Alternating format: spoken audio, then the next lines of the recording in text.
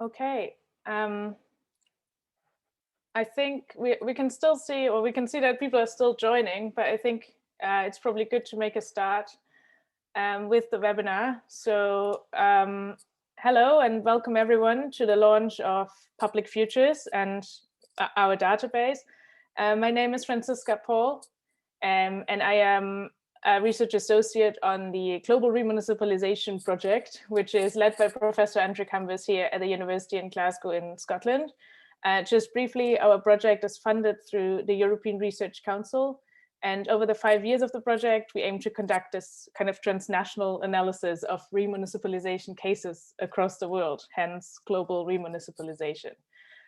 Today, however, we are very excited to launch the Public Futures database. And sort of needless to say, the construction of this database has actually been an amazing collaborative effort. So we decided to start this webinar by acknowledging some of the hard work that kind of went on in the background behind it.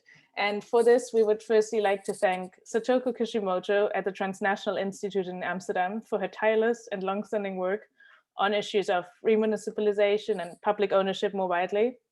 And it actually is really down to Satoko and her team at TNI that there is any data in the database we launched today.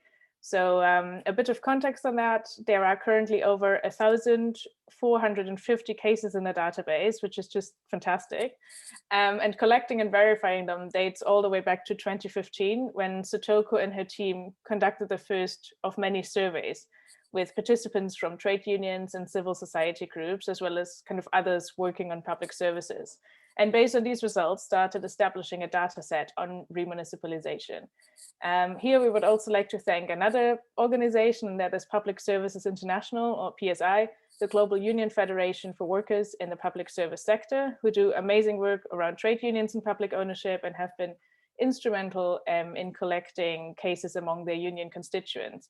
So we will hear more about PSI's work on remunicipalization later from one of our panelists, Daria Ciprario.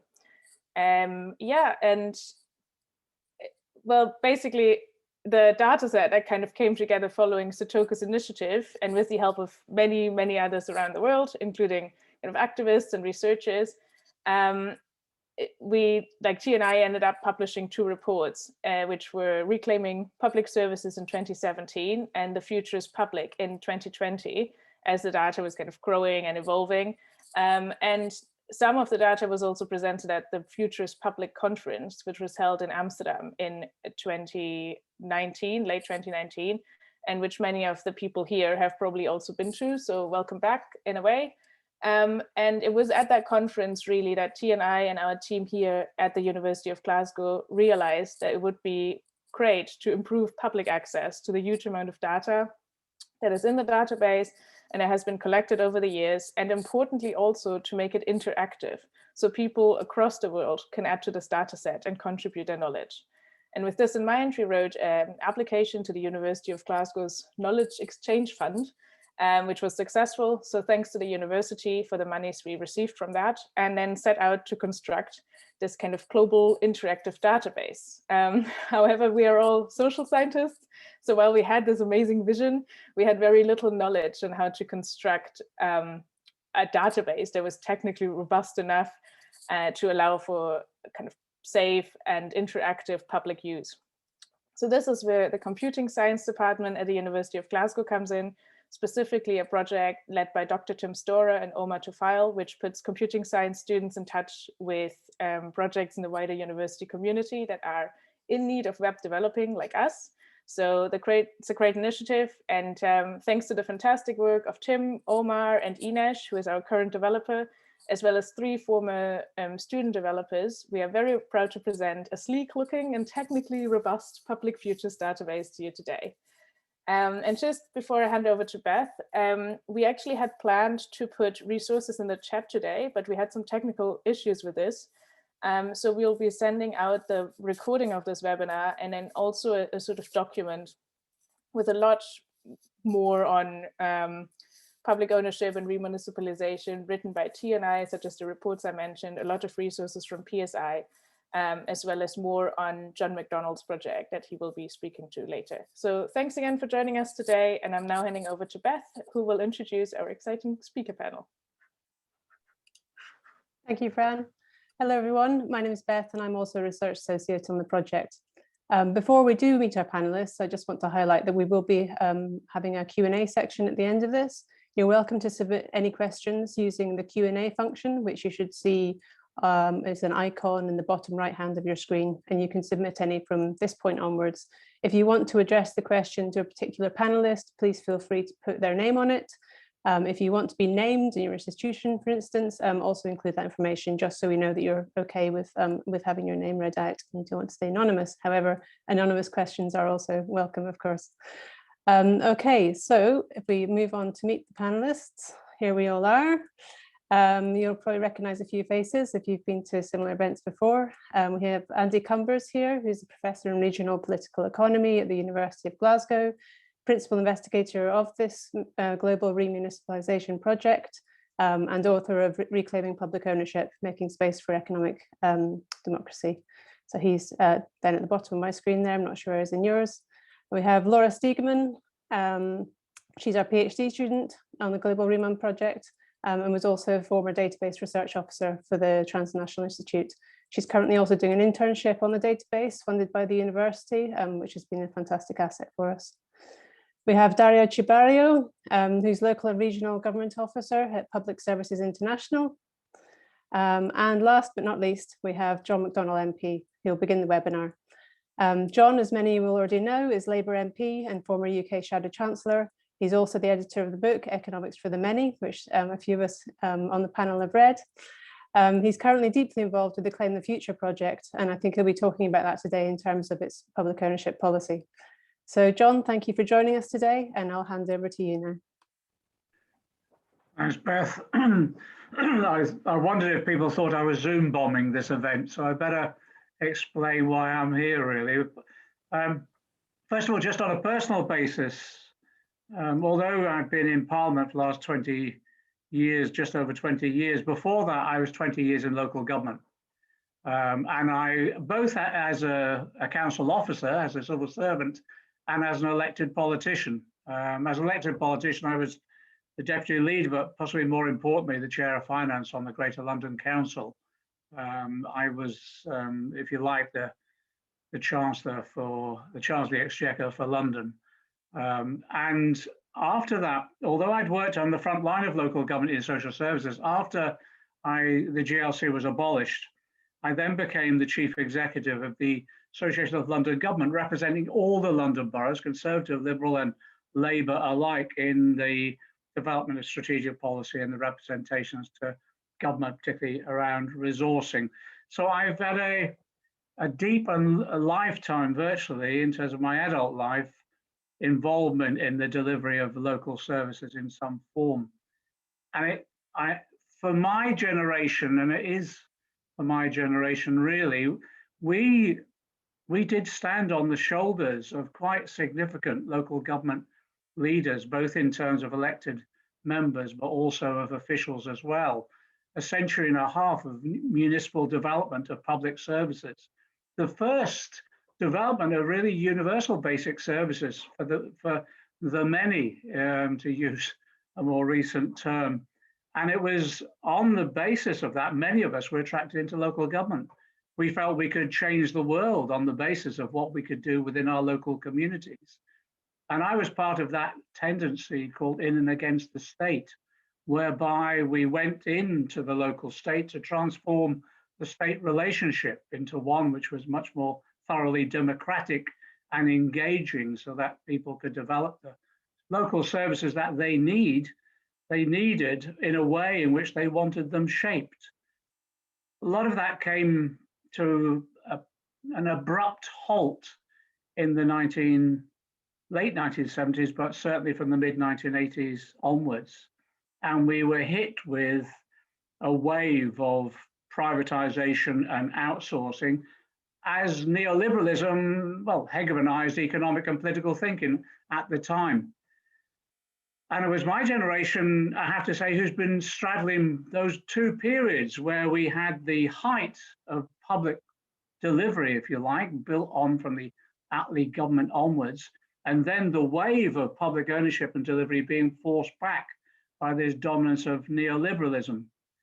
It's interesting now, I'm hoping I'm now going to straddle the next period, which is actually the reassertion of the municipal role in the provision of public services, and the next wave, which is deprivatization, but also not just bringing back the services that have been privatized, but the extension of services as well as new needs are developed. And I just cite one example of that, which is broadband communism, as I was accused of less than 18 months ago, when we promoted universal broadband as a universal basic services, free at the point of delivery, provided by the public sector, engaging with municipalities as well as national government. It's interesting just how many people have been converted to that policy in the recent period during the pandemic on the basis of the need for a decent broadband connection. But the issue for me is exactly this, and this is why I actually think why this project is so significant, and I think will make such a significant contribution to the future, particularly people being able to access the database that's available. We've gone through a period of privatization where we've lost democratic control of so many of our public services. And we have to remind people very clearly, it was about profiteering. It was about privatization of public services so that resources were diverted from direct delivery of those services, often into, dividend payments, and also in looking at the examples that we've seen, into quite significant management salaries and benefits as well. And it was the result, there's been not just lack of democratic control, but as a result of that lack of democratic control, actually lack of quality of delivery of the service itself, the failure to coordinate public services effectively in terms of joint challenges that they face. But I have to say also, and I speak as a constituency MP on this, dealing with it on a regular basis, the harsh realities of that profiteering, the sweating of the assets, as there was the policy, which has resulted in cuts in wages, the undermining of working conditions. And interestingly enough now, filtering out the impact even more greatly now, a generation of undermining of people's pensions that were in the public sector at that time. And also the longer and more extensive intensive exploitation of the workers whose roles were privatized. That trend, the database demonstrates this right the way across Europe now. People have woken up, I think, to the implications of privatization. And now we're seeing that trend of remunicipalization in particular at the regional, local level, and public services being brought back in. Because people, I think, have reacted against the poor quality of private services and privatization, but also reacted with some anger as well about the feeling that they're being ripped off, paying for poor quality services, expensive services in which the service charges seem to increase every year no matter what. And I cite water as possibly one of the worst examples in the UK of that, where we've seen massive profits being made. And in some instances, the companies themselves being used for tax avoidance scams as well, and yet at the same time, quite abysmal delivery of the service itself, the exploitation of the workers, and the failure to integrate into any form of planning with water in terms of the threat that we face from climate change itself. So I think the trend is reversing, and it's rapidly, and the database will demonstrate that. The issue for me is just how valuable the database is, because more and more local communities now are looking at the services that they need within their local community. They're looking at the services that they're being provided with. They're critically assessing the failure of privatization, and therefore there's an increasing trend. And it's interesting, it's an increasing trend that's catching the wind in many political parties, that actually there needs to be a bringing back under municipal control in particular, those services. So the database will provide people with, I think, the examples of what's going on across Europe. Lessons can be learned, so it avoids reinventing the wheel, but also I think it will give people confidence that it can be done. and that actually the hegemony of privatization under neoliberalism, that paradigm now is beginning to shift. And I think it's beginning to shift rapidly into one where a new paradigm is being set, which is around the provision of universal services, basic services. It's around the provision where value is more assessed on the social value rather than the market value. And it's also, I think, being reassessed on the basis of community, but by community, I mean democratic control. And that leads to then the issue around democratic ownership. I'm involved in this project you mentioned, Beth, about, we call it Claim the Future. It was a group of us met 9 months ago, maybe a bit longer, 10 months ago, at the beginning of the pandemic. And we were looking at the issues that people faced in the pandemic, but also what would happen post-pandemic. So it was about bringing people together, researchers, policy experts, as well as campaigners on the ground, to look at the immediate issues facing our community, but then also to plan for the sort of society that we want to create after the pandemic. And then looking at some of the policies we need to develop immediately that would prefigure that society. And what came out of that was, well, very basically a view, well, first of all, a recognition that actually, as a community during the pandemic, we care for one another, but we need one another. And that actually what we needed was to ensure that we could organize our resources effectively to survive the pandemic and then learn the lessons about the nature of the society that we want to create afterwards. And it's quite, I think it's been quite interesting. And we've been bringing together all these discussions, panels, we've published a range of papers. They're all on the Claim of the Future website. But what's come out of it is an increasingly strong acknowledgement of the role of the state in particular, the invaluable role of the state. So all those arguments about the reduction of the state, the small state policies that have been pursued by successive governments, particularly during the decade of austerity, that now being challenged, and a recognition of just how much we rely upon the state itself, but not just in crisis periods as well, and the role that the state can play. But it's interesting, the emphasis is on the local state rather than just central government itself. And that's then developed into a discussion about, yes, what sort of society do we create? We need to create post-pandemic, but also the recognition that we're now going to face up to the existential crisis of climate change. And therefore, what role has the state to play in that, both at national, but importantly at the local level? And the discussions that have taken place is a recognition that actually, if the local state is to be effective, it needs to be able to deliver and democratically control a whole range of services to create the sort of society that people would want to live in and have a decent quality of life. And therefore, I think it feeds into the surge towards municipalization and public ownership generally. That's why, I can't, the Glasgow University, the TNI and PSI, this collaboration, I think, is critically important. It will serve, I think it will serve all of us who are working towards that new wave of municipal and public, democratic public ownership and control so much more effectively.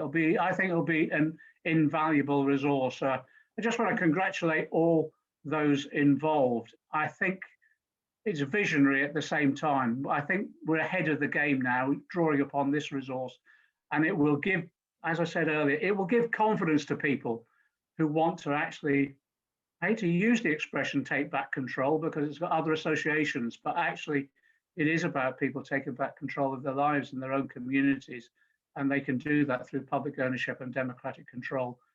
I think at the local state level, that does mean remunicipalization. I think this project is exactly what's needed at the moment. Thanks. Thank you so much, John. That was great. We're now actually going straight over to our next speaker, and that is Andrew Cumbers.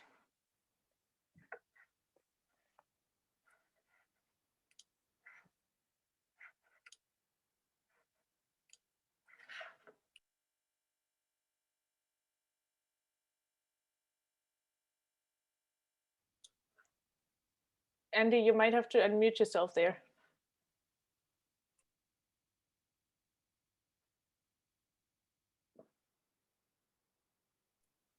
Is that better? Good. Yes, I'd like to add my thanks to those that Fran's already expressed, to everybody for coming along today, to all the speakers, but also to all the incredible people, especially Satoko and the team, for putting the data together that's gone into this database.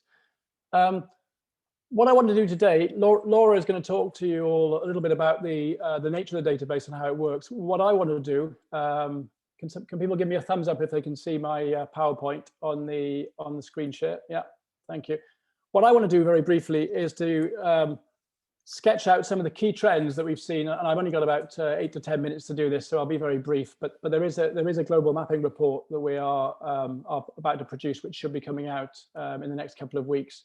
And there are other papers, and there's work by TNI and papers from TNI, which will be on the slides that you can make a note of as we go along. But what I want to do is I just want to give you some basic trends at work, if you like, in the development of this whole process of global remunicipalization. And I want to also reflect a bit more critically, both on the data, the nature of undertaking this data analysis, and also some of the political implications, I think, that come out of both the remunicipalization trend and also the very sort of political issues around actually presenting the data in the first place, which has been ignored by a lot of the mainstream in terms of actually documenting this trend. So, as Fran has mentioned, the database is incredible. It captures, and the work done by TNI is incredible. It captures about 1,455 cases of remunicipalization around the world that we're aware of in 56 different countries. The first thing to say is that this is almost certainly an underestimation of this process, because these are just the cases that we know about. If you take some work that's been done in France, for example, by Olivier Petitjean, who's been working with TNI, he estimates that the number of water remunicipalizations that's gone in France is probably double the number that we're actually recording in this database. So it's worth saying that this data is probably on the low side in terms of an estimation of a trend that's going on. So it's even more momentous a process than we're actually documenting here. As a trend, it's a global one. I think it's worth saying that, but it is concentrated in particular places, and it's particularly prevalent in the global north, and especially, as you'll see from these two maps, in Europe, where we have key epicenters. Outside of Europe, it's quite interesting that there's been a massive growth in or development of remunicipalization in the US. And I'll come on to talk about it a bit later on. There's actually some interesting developments there in some of the new sectors that John was talking about. It's less prevalent in the global south, but nevertheless, we do see it on all continents in the global south. And I think what we can say there is a lot of the trend towards remunicipalization is a pushback against Washington consensus imposed privatizations, particularly in the water sector. And these have been documented in the past by people like Cyru at the University of Greenwich, excellent work of David Hall and Emmanuel Labina and their colleagues, and also the Municipal Services Project, which I think originally came out of Canada, and the work of David McDonald.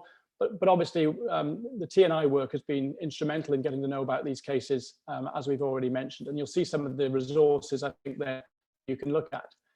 In Europe, which I think it's interesting, Europe has been the dominant continent associated with remunicipalization to date.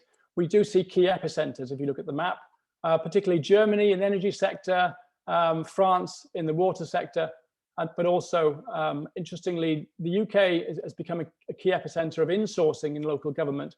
And also Spain is a very interesting country at the moment, where we see remunicipalizations happening across different sectors.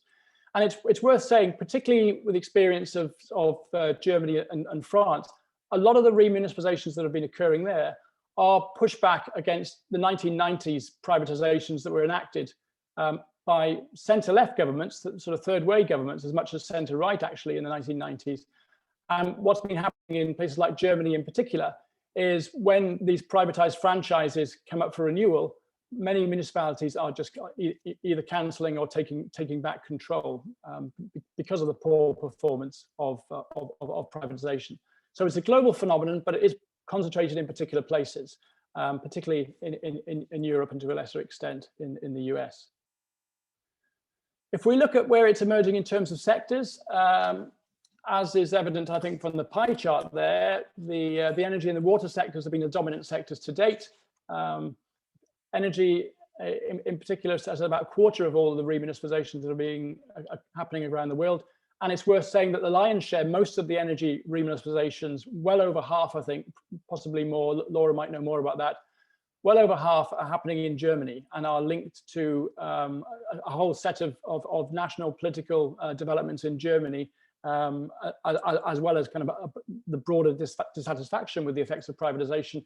But I think a key issue in Germany has been the country's strong environmental movement and the real kind of grassroots push, if you like, to move faster in transitioning from carbon-based gas and coal fuels into renewables. So that what we're finding in Germany is that as a lot of the energy contracts that were signed in the 90s come up for renewal, local politicians, local political actors are mobilizing to take energy infrastructure and services back under public control so that they can have much better integrated capacity to be able to advance the whole energy transition agenda as a part of tackling climate change further. So I think we see a particular concentration of remunicipalization in Germany in the energy sector, but actually there's quite a lot of water remunicipalization going on in Germany as well. And again, that's a pushback against sort of centre-left as well as centre-right neoliberal-driven kind of privatizations in the 1990s.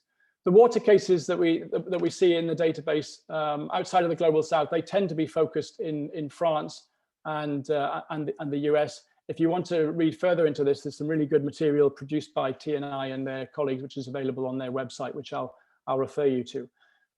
In the UK, I think a really interesting trend since 2010, and David Hall at CSIRO and colleagues has been capturing some of this work really well, usefully. But there's been quite a significant shift back to insourcing, I think, in the UK since 2010. Many people will be aware of that, but again, I'd refer you to David Hall's work, which has been very important in uncovering that.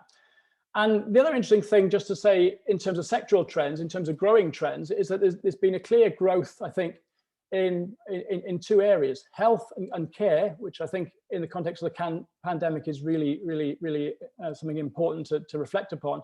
But also there's been quite a big growth in telecom, and in particular in the US. I think, just picking up on John's point, a lot of US citizens would be very astonished to know that the US has actually become the kind of epicenter of broadband communism, if that's the label they want to give it, in recent years, with a growing number of local municipalities and communities setting up their own publicly owned broadband networks. And what they're doing actually is filling a gap in an otherwise private market, which is not actually providing the services that communities need. So it's almost back to the kind of 19th century emergence of original municipalisms, which were filling gaps left by the private sector and the market there. In terms of ownership, I think in our database, we can differentiate between the following. I think it's worth saying that a third of the cases that are in the database are cases where we see the return of privatized services to public ownership. So that, if you like, is pure remunicipalization. Sorry, 2/3, I should say. So most of the cases are in the database are sectors, activities that are returned to public ownership from privatization. But for me, what's also really interesting is the growth in new forms of public enterprise and new forms of public ownership, such as the community broadband that I've just been talking about.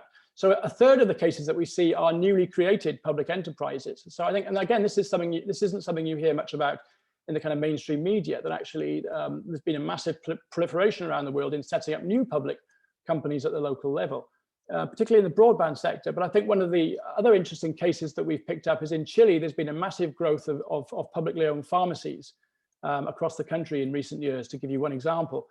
Which again is a response to the lack of care in either the private or perhaps traditional state-owned sectors.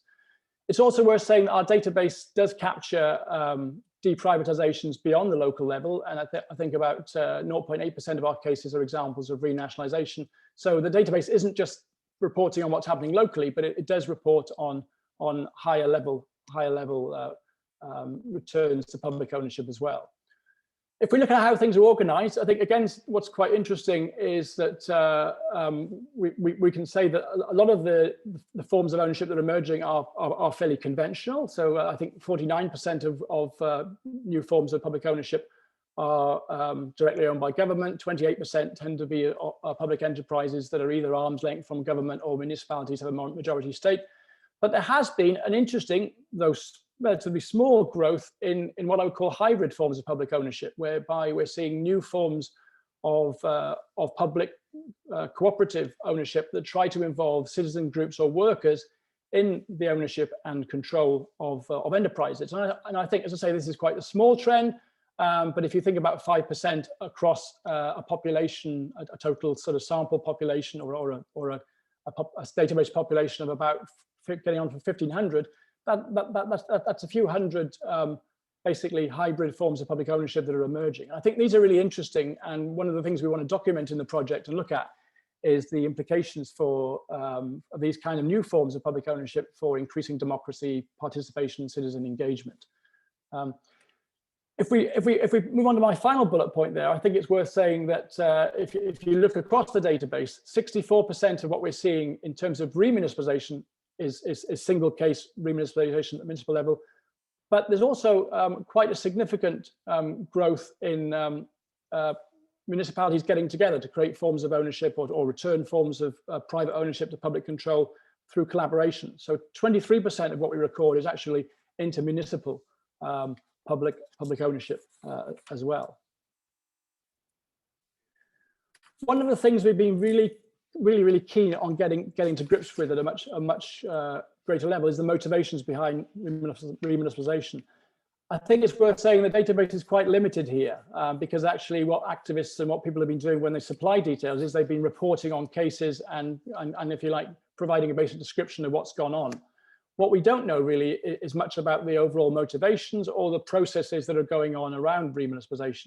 So one thing I'd really urge people to do is to respond to a survey that we're running. If you look at the bottom part of the overhead here, we're running a detailed questionnaire survey of remunicipalization. So if you know anybody or you've been involved in a remunicipalization process, please fill in our survey. We're particularly short of information about what's happening in the UK and the US actually in the survey, but I think it's really important that we get some more detailed, robust statistics so we know more about the process. What we do know about motivation suggests to us that a lot of the main problems and the reasons behind remunicipalization are indeed the failings of privatization, particularly the failure to deliver the improvements or modernization in the quality of services, or actually the promised cost reductions that would come through privatization not materialized. It's interesting to reflect that these are still two of the assumed or promised benefits from privatization that are still being pushed by dominant and powerful hegemonic bodies like the IMF, the European Commission, and the OECD. So I think we've got the information here, we've got the data here that we really need to combat that kind of mainstream pressure that privatization works. We've got plenty of evidence over 20 or 30 years of this great experiment to kind of debunk some of those policy myths. And interestingly, at a smaller level, but a lot of if you look at the other kind of motivations that people give for why things were returned to public ownership, it's about taking back democratic public control. It's about also using remunicipalization for wider policy objectives. Obviously, tackling climate change has been an important one, but also things like basically using public assets for local economic development, using public assets to make sure they're improving working conditions. Okay, so I think the database is a bit limited in what we can say here, but I think there's some quite stark lessons that do come out of the responses that we've had. I want to finish, if I got enough time here, Fran, on some critical reflections on where we go with all this. As I think has already been alluded to, the database is the first attempt really to globally measure this process. And I think what we're quite clear about as we do this is the need to be open and transparent about the data, but also about its limitations. And there's an ongoing process amongst our researchers of verifying cases, being very transparent about our methodologies and how we go about things, because I think we're aware that we could be open to attack, and we need to make sure that we're not overclaiming in what the database can and what it can't do.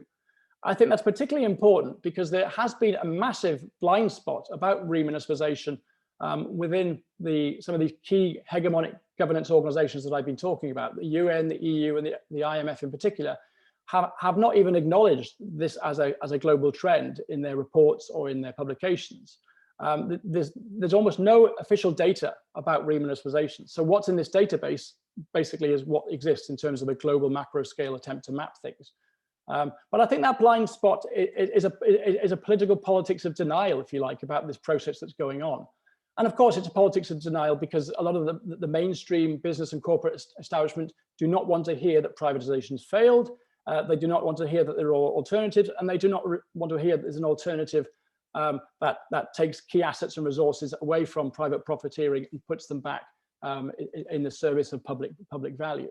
So I think that this data and the database has a real political dimension to it, whether we like it or not. And I think we need to be clear about that. This is why we need to be open and transparent about it, but we need to use it to kind of challenge mainstream narratives that are out there about privatization and how we run public services efficiently.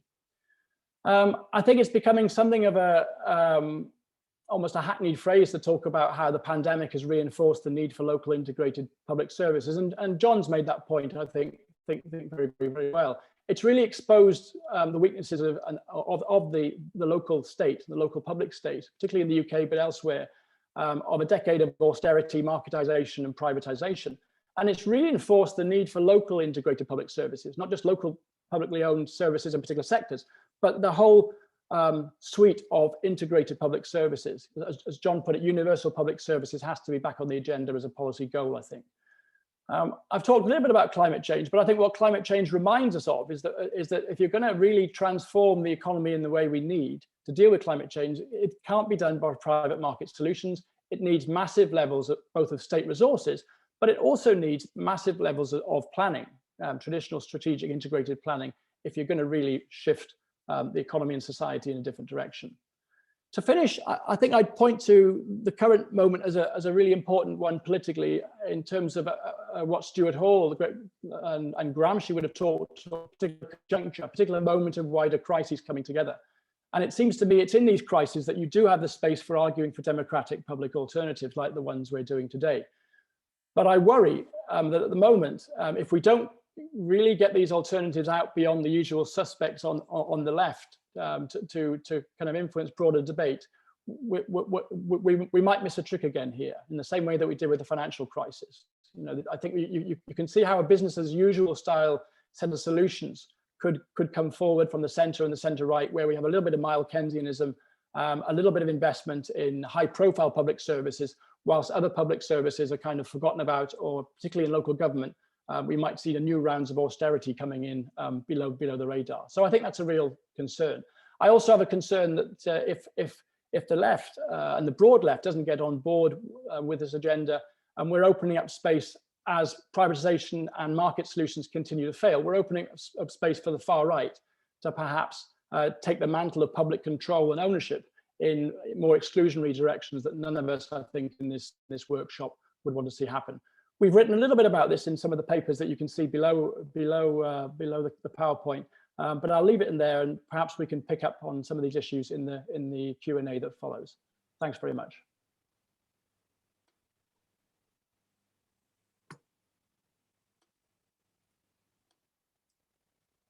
Thank you very much, Andy, and I'm sure you've given people a lot of food for thought already. Certainly some questions are coming in for you. Can I just remind everyone that if you want to ask a question, to use the Q&A function that's down at the bottom of your screen. There are some questions going into chat, but we'd rather they were all funneled through there, just so we know exactly who wants a question to be asked during the webinar. Okay, so we're going to move over to Laura now, who's our expert on the database itself, and she'll talk everyone through how to use it and its various capabilities. So Laura. All right, thanks. So without further ado, I would just move to the website to quickly walk through it all together. So as we mentioned beforehand, do you all see the website now? Perfect. So as we mentioned earlier, you can use this website or work with the website as a user and as a contributor. So first of all, as a user, after landing on the website and seeing the overall description of the project and of the data, the first thing you will encounter is this global map, and that is a tool for giving you a first overview of the location of the cases and of the distribution of the cases, so you can move around this map and zoom into any area of interest, and then maybe click on a country that interests you, and you can see these respective cases down below. The overall data set can be found below this map. So here you have a list of all the cases we collected. So you can move through them, and below here in the left, you can adjust the order of cases. So you can decide whether you want to order them to country or to what's been added most recently. Here you can decide how sophisticated you want the display to be. So you can add more information or make it a little bit more simple. And then here in the upper right corner, you can always see the total amount of cases as of the day you visit the site. Then to see the specific information that was been able to be collected for any case, you simply click here on the case, and then the case information unfolds. So first of all, you can see some basic information on the case, such as the country or the location or the population that's affected. And then further down, you can have an insight into categories that have been introduced to systematize the data a little bit more, or provide a little bit more categories, such as the type of deprivatization, so whether the service has been deprivatized, whether a new service entity has been set up to provide the service. And then we also have here a category like process of deprivatization, and that gives more information about whether contract has been expired, whether it has been terminated by the public sector, and so on. And then here we list, as Andy mentioned, the motivations and outcomes of the case. I will say a little bit about these categories further onwards. Below that, you will find the case summary that basically contains more information in the form of a text, so about the process and about the context. And below the summary, you can find the sources to the case, and also go and, I don't know if you can see this now, but basically you can also click on them if you want to read more into that specific case that you found. Right, so that is the way you can kind of look at the database as such. If you are interested in a specific place or in a specific area of the database, you can make according selections here in this area. And then you can say, okay, I want to know the cases that have been taking place in France. You can click on search, and then you can only look at those cases. And as you can see, adjust accordingly, this amount of cases here is adjusted also. And then you can go further and make first, like, say, statistical insights by making combinations that interest you. So you can say, okay, as we have heard, the water sector was an interesting sector in France, so you can see how many cases have been happening there. So you see, okay, 111 cases, and now you might be, okay, so how many of these cases were municipalizations? So you go ahead and select that and search. And then you can see, oh, none of those have been municipalized. So you can go back ahead and say, okay, so maybe all of those were, not this one. So you can see how many ones were municipalized and search again. And in that case, all of the French water cases were taken back to the public sector. And so that's just an example how you can work online with the database. If you want to further work with the database remotely or for your own purposes, then you can click here on download, and that allows you to download the entire database if you just simply click here on the download button. And then again, if you want to only have the cases from France, you can make the adjustments here. in these drop-down menus. So as I said, the database contains all these categories to be able to cluster the data a little bit. You find explanations, so I'm not going to now give you all the 25 definitions of all the categories, but you're welcome to put any more specific questions about this in the chat. Then I can address them later on. And overall, you find detailed explanations of all the categories here in the methods part in this table.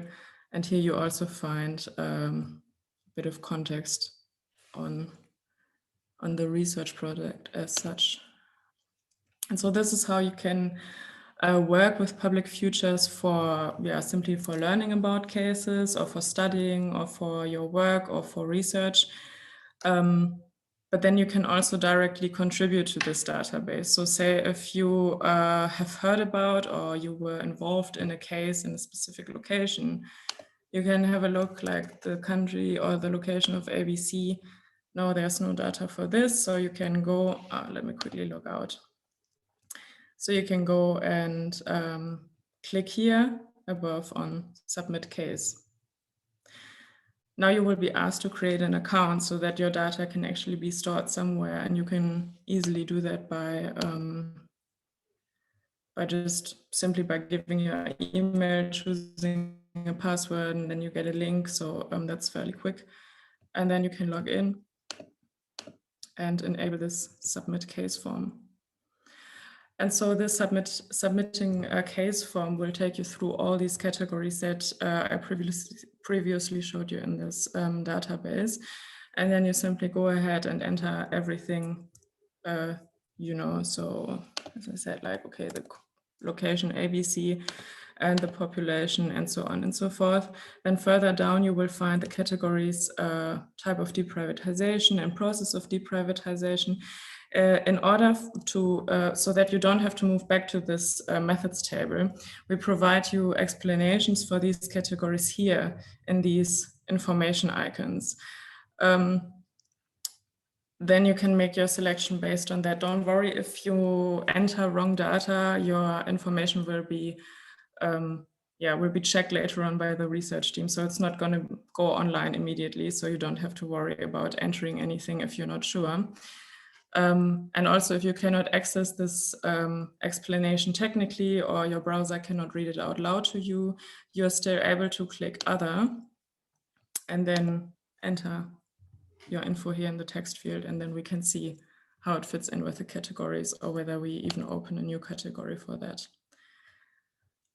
So then further down below, you will find this text field summary, where you can enter a little bit more context of your case and describe how the service provision worked before, or maybe you want to elaborate a little bit more on if you chose, for instance, something like cost reduction here, or like lower fees. You can here, if you have more information on this or a little bit more context, this allows you to elaborate a little bit.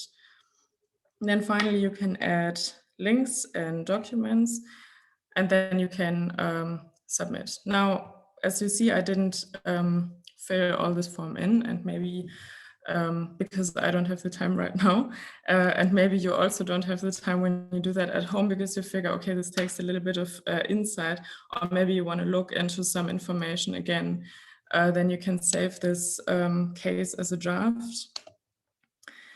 And then in your dashboard or in your My Account area, you can go to My Drafts. And I left a draft before, which I imagine to be some sort of park maintenance as a small local service in Belgium.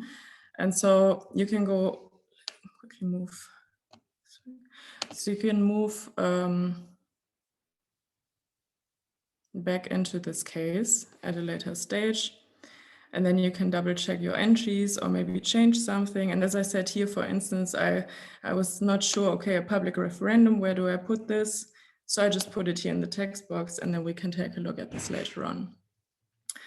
Now, if you edit all, then please also take a moment to read this informed consent that's telling you where and how we are storing the data. And if you agree to that, you are ready to submit your case.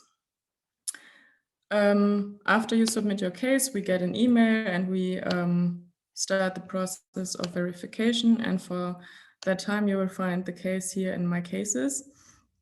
And yeah, that basically waits for verification.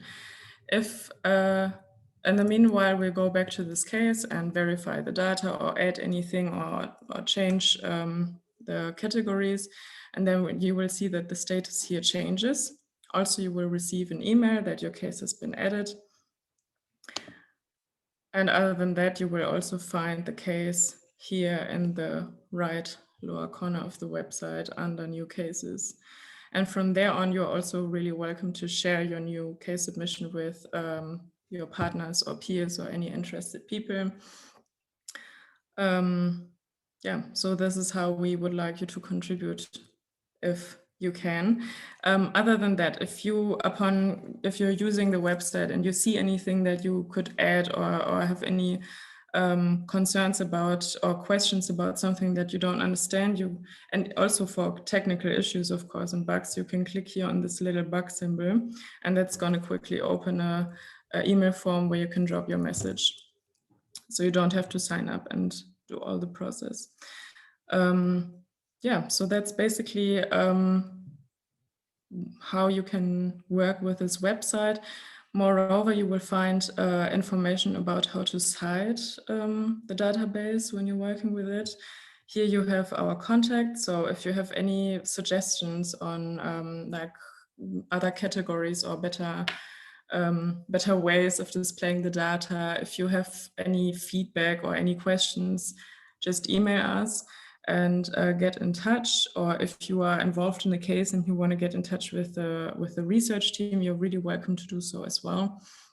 And then here below you find some more resources on the topic. And yeah, the final thing I want to take your attention to is here this share button, with which you can share the website to your partners or any other interested people. And those buttons you also find behind every case.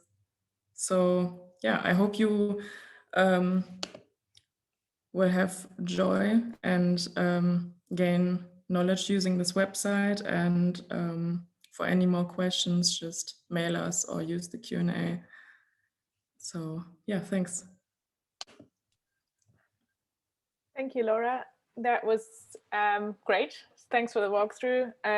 If anyone has any more questions, as Laura said, do put them in the Q&A and she can always answer them in a bit. Also, just to say, we've had loads of great people introducing themselves in the chat. Do feel free to get in touch with us, as Laura said, either through the Global Remunicipalization website or through the database. We check both. And then now we'll move on to our final speaker, and that is Daria Ciprario from PSI. Thank you, Francisca. Thanks, everyone. Good afternoon. And indeed, it is a pleasure and an honor to join this distinguished panel and colleagues and comrades, leaders, academics, and activists who've been contributing so much to the launch of the Public Futures database. It is indeed a milestone also from the perspective of our organization, Public Services International, which for those who are not familiar with it is the global trade union federation representing public service workers. We represent 700 workers organizations, which bring the voice of 30 million women and men who daily deliver public services in 154 countries, including in the services and utilities, many of which you see on this database. So let me just, for those who may not be so familiar with the role of unions with public services and with this movement, let me just make a few considerations. Why are our workers and public service workers in particular and their trade unions so interested in public services insourcing? Well, for many reasons. First of all, because working in public services is not just any job, it carries an ethos and a responsibility to the community. And it's been over 20 years that public service workers and their unions are denouncing the ravages socially and economically, but also environmentally, of the commodification and marketization of services that have been privatized or have undergone PPPs. But also because workers are the collective actor which is entrenched in the service which undergoes the transition from private to public, and therefore is a key actor to take into account to ensure that remunicipalization is successful. We're very pleased to continue to contribute to this collective effort to change and shift the narrative and to showcase that remunicipalization and insourcing is not just a dream, but it is a viable, reliable, and possible policy option for any government, especially as John McDowell was saying, at the local level, and especially at this very time of crisis. And this is something I want to stress very much, because as a global union federation, if we look at what is happening in the rest of the world, the crisis has actually emboldened the demand to reclaim public services for the public and not for profit. It has actually created a convergence of demand among not only progressive social movement trade unions, but also local governments, local councils of all stripes, which find themselves in a real urgent situation, having to deliver essential, vital public services to communities and being defunded, not having enough powers, not having enough staff, and actually having sometimes to cut staff at the very moment where the services they can provide are actually life-saving. So why is this the time to reclaim collectively and work together even more on this database, but as Andy said before, to bring out the message and to seek to influence very strongly organizations and decision makers who have not really paid attention for various reasons, or have turned a blind eye to remunicipalization? Well, because lack of equitable public services kills. People die when we don't have equitable access to health, to care, and to housing. People die especially in developing countries, but also in our developed countries. And all of a sudden, the pandemic has showed it. It is under everyone's eyes. If it was already unacceptable that lack of equitable access to public services creates inequality, injustice, and exclusion, today, this is no longer acceptable, because the virus has created a thread of interdependency between the health and the conditions of those who are affected by the virus and those who can potentially be affected by the virus.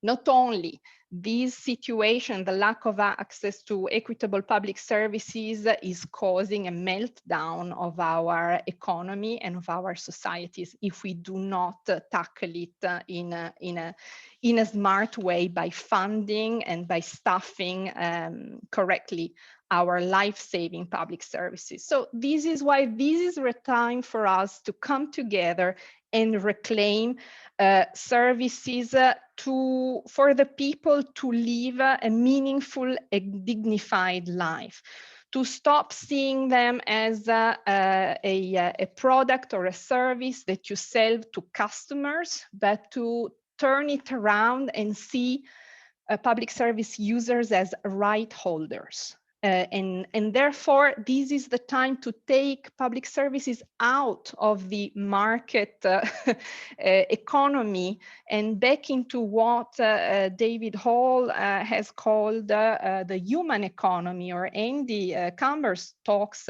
he talks about democratizing the economy, making the economy democratic again. So, and we talk about public services 2.0. So this is no longer a time where we can have the same economic system running the sale of clothes and the sale of healthcare. And there is ferment everywhere in the world to change this. And I want to just mention a few cases that are actually ongoing. There are fights to reclaim services around the world. The first case I want to flag up is Canada, where long-term care homes have recorded the highest rate of deaths among residents and staff worldwide. And just by accident, it happens that these care homes are majority owned by a private company called Revera, which, by the way, also operates in the UK. And this company, on top of that, practices aggressive tax avoidance. It practices aggressive tax avoidance and uses offshore subsidiaries in tax havens. And now our affiliate in Canada, which is CUPE, the Canadian Union of Public Employees, is teaming up with other social movements, but is by itself reclaiming and insourcing of these essential services under the public control. And there are 2/3 of the Canadian people who are in favor of bringing back in-house this essential service. There's also obviously a demand that health is no longer run for profit. And we've seen how the systematic privatization, outsourcing, and defunding of many services, including in countries which have traditionally very strong public healthcare systems, such as the NHS in the UK, but also in France, have performed badly because of this situation. So there's a demand to bring back to in-source services so that our public health care systems can be strong again and thrive and deliver the superior health options they need to deliver. Not only PSI is very active right now with affiliates and other progressive social groups to call for a waiver on the patents of COVID vaccines, which are currently protected under the trade agreements. And we are also calling for a halt to the competition and the private monopolies of life-saving drugs, and to a relocation of long supply chains of PPEs and drugs that save lives. Last point of another ongoing struggle, which, by the way, is now erupting in sectors that in the past were considered kind of lost to privatization, is energy. In France, the proposal by the current government to unbundle the national electricity utility has spurred outrage after a first round of partial privatization in 2004. The price of energy and electricity in France has doubled. And now there's a coalition of energy trade unions, but also national and local MPs and progressive groups, which are reclaiming electricity and energy as a strategic public service to ensure that it doesn't end up again into energy poverty, and that it is used as a strategic resource to bolster local economic development in-house in the territories. Last but not least, it is also the time to reclaim public and social housing as its essential as an essential service. It is the most financialized service in the world. If you look at the data from the former special rapporteur of the UN on the right to housing, they are scary. While at the same time, in full pandemic, there are 1.8 billion people worldwide who lack adequate housing, and there is no investment in public housing. It is interesting that the special rapporteur last year called on a halt to privatize and to get rid of social and public housing stocks, and that the EU Parliament has just passed a resolution this January asking that public housing is part of the action plan on the recovery package. So there's a lot happening, and there's a lot more that can happen, because this is ultimately about reclaiming our institutions. It is about reclaiming democracy. It is also about reclaiming the taxpayer money, our money, the way we want it to be spent. And here I want to make an important point, going back to what John said at the beginning. If we want to consolidate our increasingly stronger counter narrative, which is to neutralize the pro-liberalization and pro-privatization dominant narrative, we also need to build collectively evidence of viable public funding solutions, especially for local public services, because right now what is happening is that in the pandemic, the local councils are under extreme pressure. Some are already in bankruptcy, especially in the UK, in Canada, in the US, but everywhere in the world where cities and local governments are run increasingly as companies, and budgetary rules are extremely strict.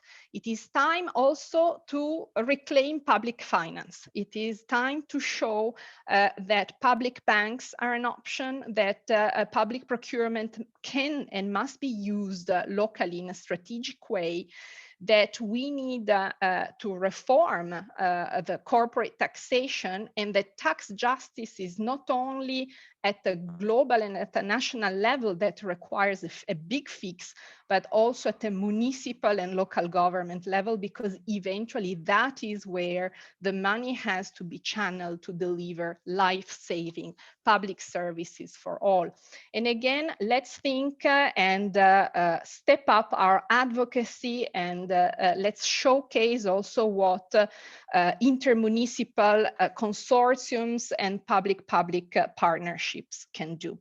And with that, I would just like to conclude again, congratulating you all, and also Tiana, which is in the public but not appearing on the panel, for these relentless and I would say almost heroic work. But the real work starts and continues now that we have a really strong platform, and we can actually unveil what often is remains under the radar. These remunicipalization news don't make the headlines. They are not very sexy. Not only, let's not forget that increasingly local newspapers which cover this kind of news are failing, are going bankrupt one after the other. This is why we also need to put on our agenda reclaiming the media for the public and for the common good. Media must be used in the common interest, because they are a key foundation of our democracy. And so that is very important. Just to conclude, let's not forget that this is a collective effort. And I liked very much what John said at the beginning. He became a local councillor, and he got engaged in the local government precisely because he wanted to change the world and build the public services of the future. This is exactly the same junction we're at now. It is time to engage ourselves also in our local communities, and as much as we can globally, to advocate and to bring the message out there and to experiment, to bring innovation and renewal in public services. Thank you very much. And again, congratulations. Yeah, thank you, Daria. That was a great call to arms to have as our last contribution. And actually, thank you to all of the 4 speakers on the panel today. Those were fantastic contributions. Lots of food for thought here, and also obviously lots of questions that have been coming in. So we're running a bit behind. So I would encourage everyone answering questions to keep it brief so we can answer as many as possible. But thank you again very much for your contributions. And yeah, we thought we would start the Q&A with not an easy question for John McDonnell, sorry. And the question is from Emanuela Lubina, and he asks, I guess he asked it in a UK specific context, but I guess we can include for our international audience a sort of, not just the Conservative Party in Britain, which is obviously in power in Britain right now, but it generally politically hostile governments around the world. How realistic is it that these will also be driving remunicipalization in the near future? And I guess building on that, how do we work against these politically hostile climates to build public ownership from the bottom up? The issue for me is exactly as Daria said, and in others, it's about building an unstoppable climate of opinion. It is about hegemony. And I just go back to the history of when there was a significant paradigm change after the Second World War in this country with the Attlee Labour government. There was a paradigm change which actually put public ownership firmly on the agenda, linked to full employment and linked to trade union rights, having looked back on the 1930s and progressives, socialists and progressives saying never again, and they changed the world there and then. But they dominated, they were only in government for a very limited period of time, but they established hegemony so that the incoming Conservative government in 1951 still had to go on building council houses.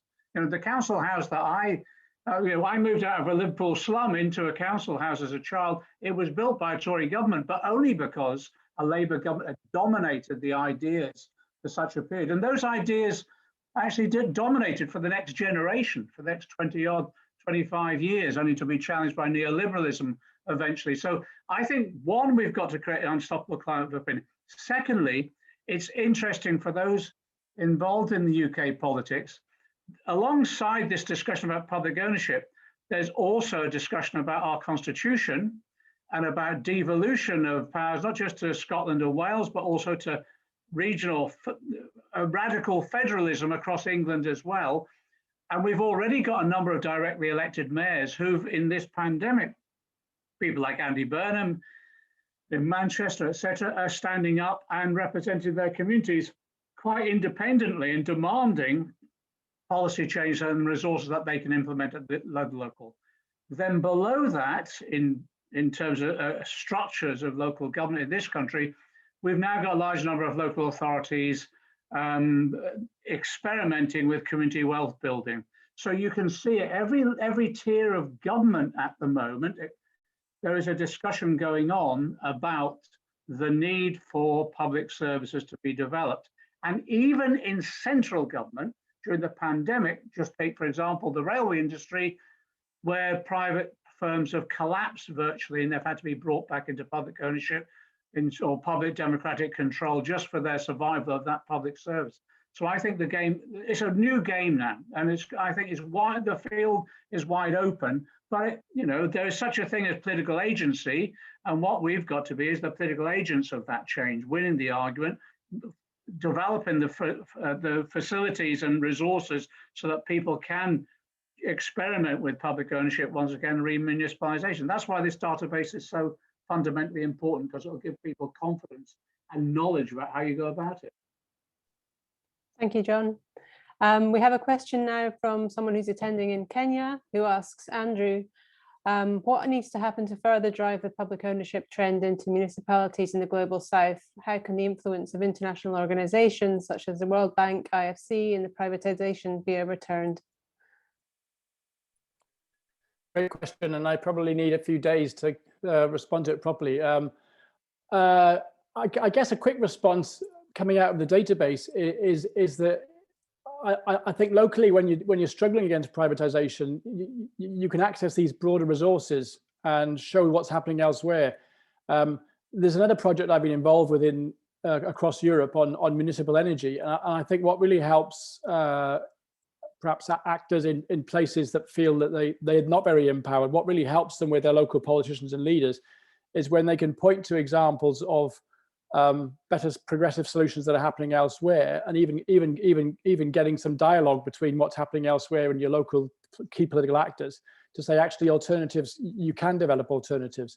I know, for example, in South America, a lot of the pushback against privatization there was by municipalities, trade unions, getting together from different parts of Latin America to help each other and build kind of what they call public-public partnerships, where you could share knowledge, information, and even skills that say, actually, there's an alternative to just accepting we only get money and finance if we privatize and let big corporations in.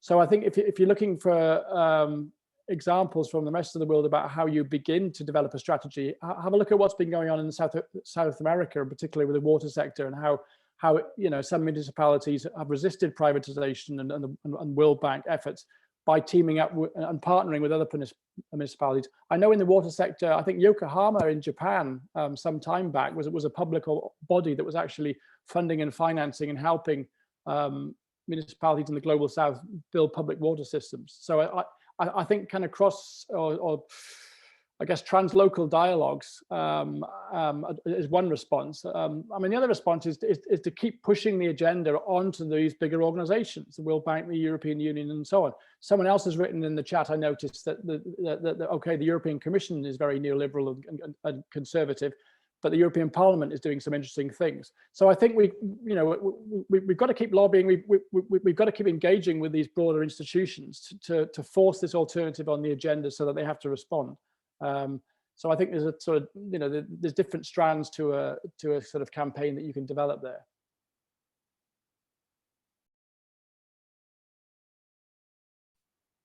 Thanks for that, Andy. There's a couple of questions here about the database, which we could take together, I think, and address to Laura. One is regarding the limitations of the database, but you've sort of hinted at this already, and the full version of our report does cover this in some depth, but it's worth asking just now what the user should be aware of, for example, when reading the information on the website, what's not included, and a follow-up, would it be possible to add the value of contracts to the database? Yeah, sure. So maybe a word on how the data has been collected. So mainly this has come through official sources like press releases, newspaper articles, and whatever has been available on municipalities' websites. And so, of course, we have not been able to fill in all the categories for each and every case. And I think this is how the database can like now that it's launched, we can work on filling these gaps more efficiently by just having a quicker access between the actual database and the people who are involved in the process. And it makes it probably easier for us to fill those gaps.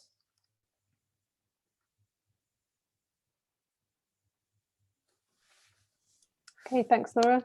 Yes. Sorry. Maybe if Andy could say something quickly again to the first part of the limitations, what he meant with that, because I did see that coming up in the chat quite a lot. Yeah, I mean, building on what Laura's just said, I think we have. I think it's worth emphasising that this database has been collected by sort of a volunteer activist, civil society, transnational alliance, kind of marshaled incredibly by Satoko and people at TNI.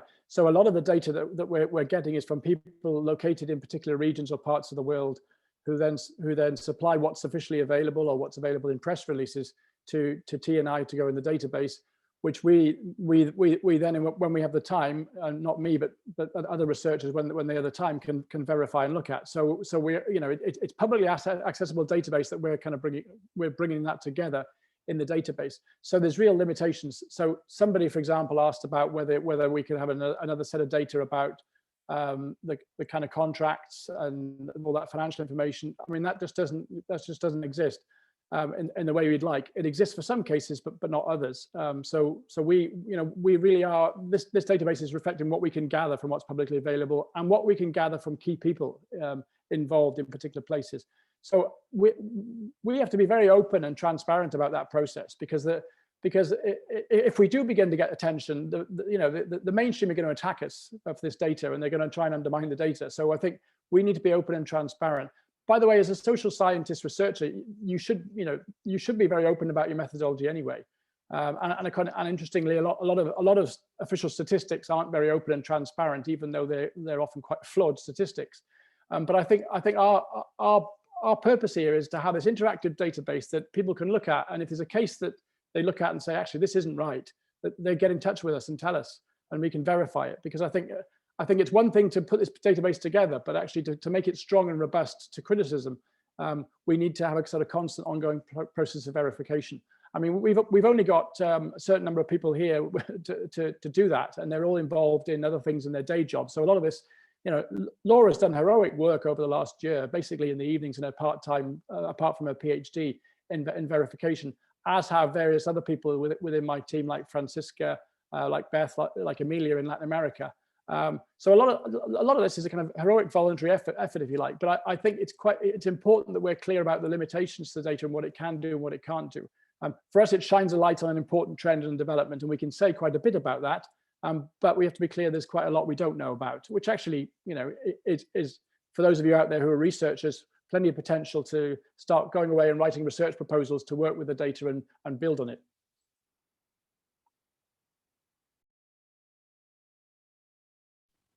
Great, thanks, Andy.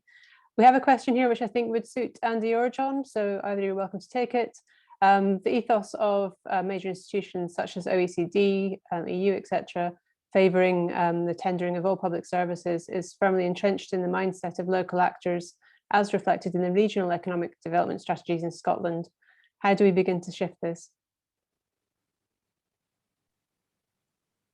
We challenge it at every opportunity. It's as simple as that. I think there's battles going on now within virtually every institution, global institutions included, about the way forward for the next couple of generations.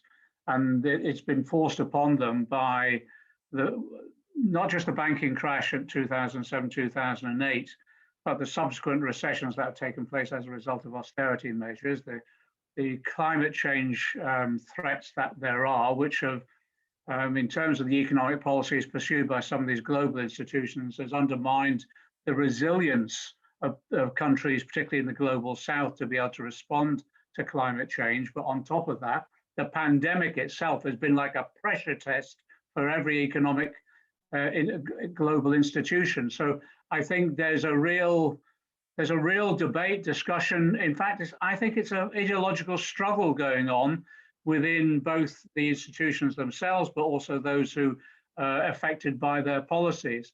And that gives us, I'm afraid the tragedy of the pandemic also opens up an opportunity to have that discussion about the way forward and looking at the catastrophic mistakes that have taken place, particularly as a result of some of the policies imposed on the global south by the IMF, the World Bank, and others. So I think it behoves us at every opportunity to be raising these issues and challenging existing policy, and also making alliances across the globe with those across progressive and social political parties and trade unions and civil society organizations that are raising these issues. And I just come back to, I don't want to exaggerate the importance of the database, but I do think people should recognize the importance of it. It's Andy's point.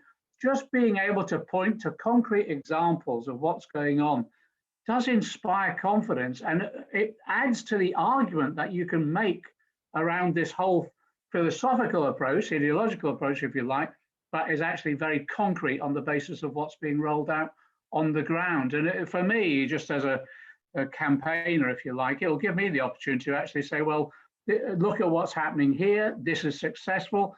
Sometimes we have to say also this has failed, so let's learn the lessons from that. So it's such a good resource in having that argument or now struggle really within these institutions? Well, one thing I'd add to that very quickly in answer to that question is, I wonder, this is a sort of theoretical political answer in a way, I wonder if a lot of activists have kind of, there's a lot of activists on the left have almost demonized the state. And I don't think that's very helpful. And I think building on what John says, you have to fight that official mindset, because in my experience in Scotland and actually talking to civil servants across the UK, it's often a particular mindset. They've grown up with neoliberalism. They're all in the UK. They're all Thatcher's children to some extent. They've grown up with this mindset about what's possible and what isn't possible. And I think you can only challenge that if you get involved in debates and seminars with public officials. So I think rather than just having a purified activist view where we don't touch the state, it is in and against and beyond the state. You do have to engage and contest what state officials are telling you. Very often in Scotland, I know, for example, with some of the legislative powers they have here, it's often civil servants who are not enacting legislation properly on things like workers' rights in public services and contracting out, for example, by telling you can't do that. And actually, they're often not even up to speed with the legislation within their own legislatures, if you like. So I think you do have to be active within the state in a very radical democratic way here. And we do, and I think you can build from the local level up here. You can win the victories at the local level, but then you can begin to push. But I do think that the state is too important for us to leave alone in this kind of struggle, and we have to have a completely different view of what the state is to do that. Thanks, Andy. And on that note of transforming the entire state, I'm afraid we've run out of time, but it's a nice thought to leave us all with. So just before the webinar closes, can I thank everyone for coming? We haven't managed to answer all the questions, but we will try and answer those personally afterwards. Thank you for our panelists for attending. Thank you to the Wi-Fi gods for serving us well through the whole thing. We'll also be recording the webinar and we'll be posting that up to the database and sharing on various websites as well if you would like to see all of it. As I mentioned earlier, we'll be publishing the full report soon, so watch this space for that. And we've also noticed personally lots of interesting organizations who are in attendance and have engaged with us on the chat. So please do get in touch. It will add to the strength of the database and our research. So thank you again, and everyone have a good weekend. Bye, everyone. Thank you.